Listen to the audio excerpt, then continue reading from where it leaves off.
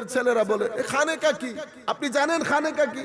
এই এলাকার মধ্যে কোনো মুসলমান নাই, আল্লাহর ওলি বুজুর্গ এসেছেন দিন প্রচারের জন্য। আমি আপনি আমার এলাকা ছেড়ে যাব না, আমার নবীর নূর বন্টনের জন্য আসছে গ্রামের মধ্যে।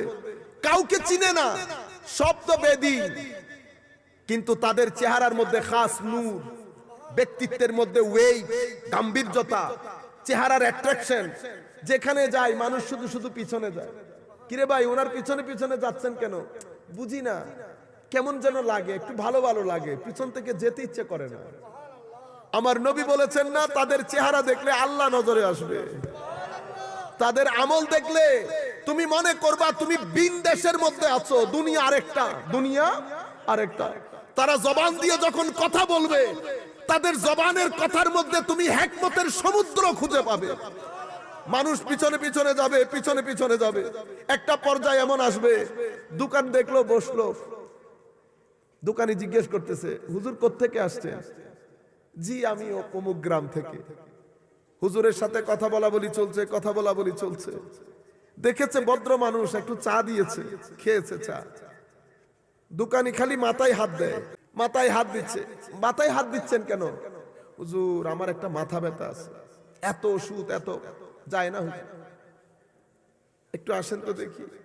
কোথায় মাথা ব্যথা? হুজুর এখানে। আল্লাহুম্মা সাল্লি। দোকানের মধ্যে গিয়ে মাথা ব্যথা তো নাই দেখি। হুজুর এটা কি হইল? মাথা ব্যথা, এতদিনের মাথা ব্যথা হঠাৎ করে কেমনে চলে গেল? হুজুর আপনি বসেন, ঘরে আমার ছেলে একটা অসুস্থ, ওইটারে নিয়ে আসি। ওইটার কি? কয়টার হাত চলে না, দৌড় দেয় ছেলেকে নিয়ে আসি। হুজুর একটু কিছু করেন। আল্লাহুম্মা সাল্লি আলা সাইয়্যিদিনা মুহাম্মদ। এক পরিবারের মাধ্যমে এই মানুষটা আর হুজুরকে যেতে দেয় না। হুজুর আপনি আমার বাসায় থাকবেন। ওনার তো একটা আশ্রয় দরকার, বাজার তো আল্লাহ বসাবেন। একদিন দুই দিন যেতে পারে নাই, পানি পড়া পুরো এলাকার মধ্যে ছড়িয়ে পড়েছে। অমুক গ্রাম থেকে কোন মানুষ এসেছে, যাকেই ধরে ঠিক হয়ে যায়, যাকেই ধরে ঠিক হয়ে যায়। মানুষ থাকা শুরু করেছে। জোহরের ওয়াক্ত যখন হয়েছে, আমাকে পানি দিতে হবে। হুজুর পানি কেন? একটু উজু করব। অজু করেছেন, হুজুর নামাজে দাঁড়িয়েছেন, ওরা তার নামাজ জানে না। উমা হুজুর একবার দাঁড়ায়, রুকুতে যায়, কিন্তু নামাজ যখন পড়ছে খাস স্থিরতা, গাম্ভীর্য, সুখ, আরাম, সুকুন, ইতমিনানে কলব, এটা তাদেরকে অ্যাট্রাক্ট করেছে। করতে করতে করতে বছর যাইতে পারে নাই, পুরা গ্রাম মুসলমান হয়ে গেছে। ঘটনা যখন ঘটেছে, মানুষ জমে যাচ্ছে। তো জমে যাওয়ার পর উনি বললেন, দেখেন আপনার ঘর তো ছোট, বাইরে থেকে মানুষ আসে, তোমরা একটা কাজ করো, আমাকে ওখানে একটা ঘর করে দাও। হুজুর কেন? আমিও থাকলাম, মানুষকে কিছু শিক্ষা দিলাম, দূর দূরান্ত থেকে যারা আসে তারাও একটু থাকলো। ঘর করে দিয়েছে। ওই যে ঘরটা করে দিয়েছে ওইটাকে খানেকা বলে। ওইটাই হচ্ছে তালিমের প্রথম সেন্টার। যখন ভরপুর মুসলমান হওয়া শুরু করেছে, তখন বলেছে আমার এখন একটা মসজিদ দরকার, জুমা জামাত করতে হবে। আগে খানেকা করেছে আউলিয়ায়ে কেরাম, অতঃপর আপনার এলাকার মধ্যে মসজিদ বাস্তবায়িত হয়েছে। মুসলমানই যদি না থাকে, মসজিদ দিয়ে কি করবে?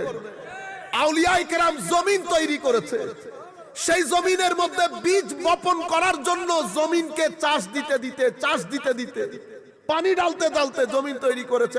আর একবিংশ শতাব্দী, বিংশ শতাব্দীতে আপনি এসে বলছেন খানেকার দরকার কি?